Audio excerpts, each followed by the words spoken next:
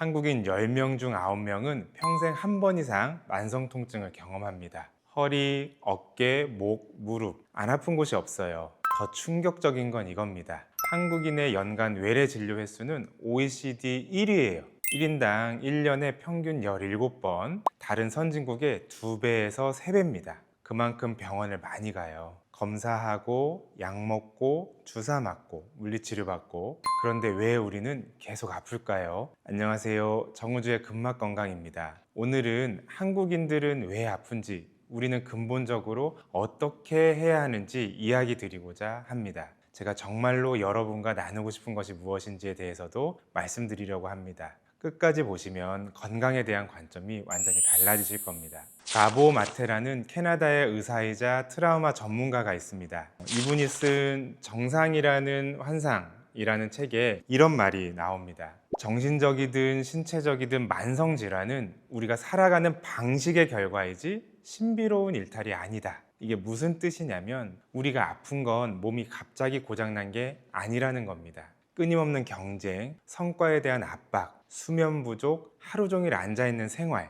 이런 삶의 방식 자체가 우리 몸을 병들게 한다는 겁니다. 스트레스를 받으면 우리 몸은 긴장합니다. 어깨가 올라가고 목이 뻣뻣해지고 허리 근육이 딱딱하게 굳습니다. 하루 이틀이면 풀리겠지만 이게 몇 년, 10년 쌓이면 어떻게 될까요? 그 긴장이 몸에 새겨집니다. 그리고 그게 통증이 됩니다. 그런데 문제는 여기서 끝이 아닙니다. 여러분 주변에 이런 분 계시지 않나요? 허리가 아파서 병원을 갔더니 MRI 찍고 디스크라고 하고 주사 맞고 약 먹고 잠깐 좋아지는 것 같다가 또 아프고 또 병원 가고 또 주사 맞고, 이걸 몇 년째 반복하는 분들이요. 반대로 이런 분도 있어요. MRI 찍어보면 디스크가 튀어나와 있는데 전혀 안 아픈 분, 검사상으로는 분명 문제가 있는데 통증은 없는 거예요. 이상하지 않나요? 구조적으로 문제가 있는데 안 아픈 사람이 있고 검사에서 아무 이상이 없는데 죽을 만큼 아픈 사람이 있다니. 저도 의사로서 이 현실을 매일 봤습니다.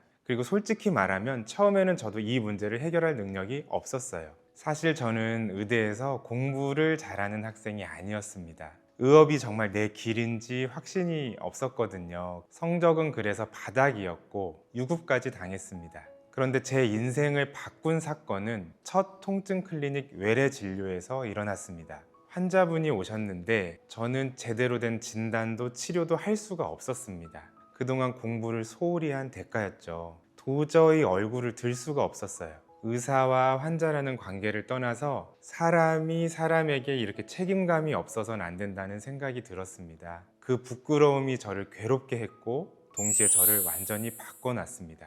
그때부터 지난 불성실한 시간들을 보상하고도 남을 만큼 열심히 공부하기 시작했습니다. 그런데 책과 강의를 듣는 것만으로는 한계가 있더라고요. 그래서 결심했습니다. 치료를 잘 한다고 소문난 선생님들을 직접 찾아다니기로요. 전화도 드리고 이메일도 보내고 또 거절당하기도 하고, 그래도 포기하지 않았습니다. 진료를 빼고서라도 잘한다는 분이 있으면 찾아가서 배우기를 3년간 계속 했습니다. 감사하게도 그 노력이 결실을 맺어서 2018년에는 통증기능 분석학회의 학술 이사로 통증 치료를 위한 근육 초음파와 주사 테크닉이라는 책에, 2019년에는 신경 초음파와 하이드로 다이섹션 테크닉이라는 책에 공동 저자로 참여하게 됐습니다. 프롤로 테라피, 초음파 유도화 주사, 시암 투시아 주사, 신경 하이드로 다이섹션, 이런 치료들을 하나씩 익히고 저 스스로 훈련하면서 치료율이 많이 올라갔습니다.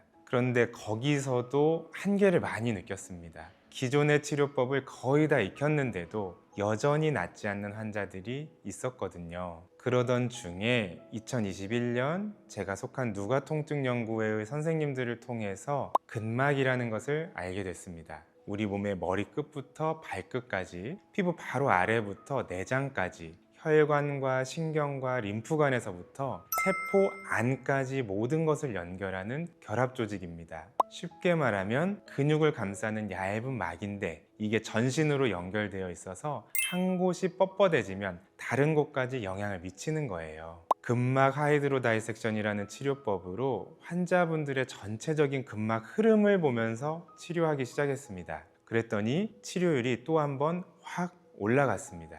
그때부터 지금까지 퇴근하면 집에 가서 근막 관련된 책을 찾아 읽고 익히고 또 치료에 적용하고 의사들을 대상으로 근막 강의를 하면서 근막에 정말 매달려 왔습니다. 한 가지 사례를 말씀드릴게요. 70대 여성분이셨는데 허리가 아프고 양쪽 다리가 저리고 아팠습니다. 잘 때마다 쥐가 나서 고통받으셨어요.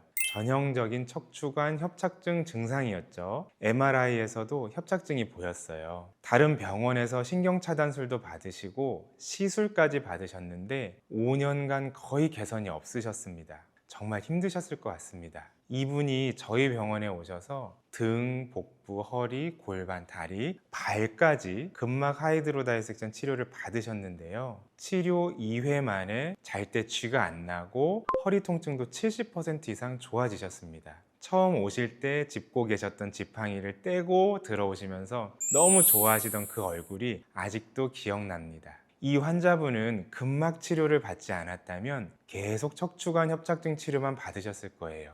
그리고 아마 여전히 아프셨겠죠. 근막의 문제도 전형적인 척추관 협착증처럼 증상이 나타날 수 있기 때문인데 MRI에서는 근막의 문제가 보이지 않습니다. 근막은 아직 한국에서는 잘 알려지지 않은 분야입니다. 솔직히 의사들도 잘 모르는 경우가 많습니다. 주류 학회에서 정식 치료법으로 인정받지 못한 것도 사실이고요. 하지만 근막에 대한 과학적 연구는 1990년대 후반부터 꾸준히 축적되어 왔습니다. 2009년 랑주뱅 연구팀이 107명을 대상으로 만성 요통이 있는 환자군과 정상군의 허리근막을 초음파를 보면서 비교했는데요. 요통이 있는 환자군에서 근막이 약 25% 더 두꺼워져 있었습니다. 만성 요통 환자에서 근막 구조 이상을 수치로 입증한 최초의 연구예요. 근막이 통증의 원인 조직으로 고려돼야 한다는 근거를 제공한 거죠. 2005년엔 슐라입의 연구도 중요한데요. 이 연구는 근막 안에 근섬유 모세포라는 수축세포가 존재하는 것을 발견했습니다.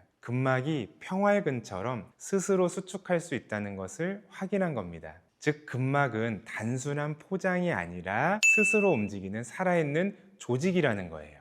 근막의 효과를 직접 확인하면서 저는 한 가지 더 깊은 질문을 하게 됐습니다. 왜 우리의 몸은 근막이 두꺼워지고 뻣뻣해지고 아프게 된 걸까? 아까 가보마트의 이야기를 잠깐 했잖아요. 현대인의 삶 자체가 몸을 병들게 한다고요. 그 과정을 좀 더 구체적으로 보면 이렇습니다. 우리는 하루 종일 앉아서 일합니다. 몸을 거의 안 움직여요. 스트레스는 만성적으로 쌓이고 긴장 상태가 계속 유지됩니다. 근막은 움직여줘야 건강한 조직인데 안 움직이니까 점점 뻣뻣해지고 두꺼워지는 거예요. 그런데 여기서 더 근본적인 문제가 있습니다. 코로나 이후 디지털 문화가 확산되면서 사람들은 점점 덜 만지게 됐습니다. 촉각 박탈이라는 말이 있습니다. 우리 몸이 필요로 하는 만큼의 따뜻한 접촉을 받지 못할 때 생기는 현상인데요. 연구에 따르면 안전하고 돌봄적인 촉각은 옥시토신을 분비시키고 스트레스 호르몬을 낮추고 부교감 신경을 활성화시켜 줍니다. 몸을 긴장 상태에서 이완 상태로 전환시켜 주는 거죠. 그런데 우리는 서로를 만나기보다 화면을 보고 서로를 안아주기보다 메시지를 보냅니다. 의학에서조차 촉진이라는 가장 기본적인 진료 행위가 점차 줄어들고 있습니다. 그 결과 우리 몸은 만성적으로 긴장 상태에 놓이게 됩니다. 그리고 그 긴장은 근막에 새겨집니다. 그래서 저는 근막 건강법에 단순한 치료 이상의 의미가 있다고 확신을 하고 있습니다. 근막 건강법을 알게 되면 많은 분들이 스스로 건강해질 수 있습니다. 건강에 대한 것을 의료인에게만 맡기는 게 아니라 스스로 자기 몸을 살피고 돌보는 과정에 이룰 수 있습니다. 자기 몸을 직접 만지고 풀어주고 눌러주는 행위, 이게 단순한 스트레칭 마사지가 아닙니다. 나 자신의 몸에 시간을 쓰고 관심을 기울이고 돌보는 거예요. 그 과정에서 자기 몸과의 관계가 회복됩니다. 더 나아가서 가족의 몸을 만져주고 서로를 돌봐줄 때 사람과 사람 사이의 연결도 회복됩니다. 저는 이것이 사랑의 회복이라고 생각합니다. 사랑이라고 하면 거창하게 들릴 수도 있는데요. 제가 말하는 사랑은 낭만적인 감정이 아닙니다. 자신의 몸을 돌보고 타인의 몸을 만지고 돌보는 행위, 분리와 경쟁이 아닌 연결과 돌봄을 실천하는 것, 나라는 울타리를 열어서 그 안에 기꺼이 타인을 받아들이는 것, 저는 그것이 사랑이라고 생각합니다. 사랑이 있을 때 회복이 일어납니다. 이건 제가 진료실에서 매일 확인하는 사실이에요. 사실 저는 근막의 가치를 알리고 싶었지만 쉽지 않았습니다. 지방에 이름 없는 의사가 근막을 이야기하면 때로는 근거가 부족한 치료라고 평가받기도 했습니다. 제가 아끼고 좋아하는 근막이 무시당하는 것처럼 느껴질 때는 솔직히 마음에 큰 상처가 됐습니다. 이전에 병원에서 자체적으로 영상을 만들어 올리기도 했지만 반응이 크지 않았습니다. 그러다 2025년에 심기일전에서 전문적인 영상 제작팀과 협업해서 다시 유튜브에 도전하기로 결심했습니다. 다행히 많은 분들이 봐주셨고 공감해 주셨어요. 정말 감사합니다. 많은 댓글들이 다 기억나고 감사했는데 자율신경 마사지 영상에 달린 댓글 중 하나가 기억에 남습니다. 그 댓글에는 제 몸을 다시 들여다보게 되었습니다 라고 써 있었는데 이 한 줄이 정말 감동이었습니다. 이게 바로 제가 원하는 거거든요. 근막 건강법의 진짜 힘은 자신의 몸을 시간을 가지고 돌보게 되는 경험을 하는 겁니다. 제가 그리는 궁극의 장면이 있습니다. 스스로 자신의 몸을 돌보는 나, 서로의 몸을 돌봐주는 가족, 그리고 서로를 만지고 이해하고 돌보는 문화가 일상에 스며드는 사회. 앞으로 이 채널에서 근막 마사지, 근막 스트레칭, 자율신경 조절법 같은 실용적인 콘텐츠를 계속 만들 거예요. 그런데 영상만으로는 한계가 있고 아무래도 직접 해봐야 제대로 익힐 수 있기 때문에 오프라인으로 구독자분들을 직접 만나서 근막 마사지와 근막 스트레칭을 제대로 교육해드리고 싶습니다. 더 나아가 그 교육을 기반으로 근막 자원봉사단을 만들어서 근막 건강법이 필요한 분들을 찾아가 봉사하고 싶어요. 경쟁이 아니라 돌봄으로, 분리가 아니라 연결로 그런 세상을 함께 만들어갈 분들을 기다리고 있겠습니다.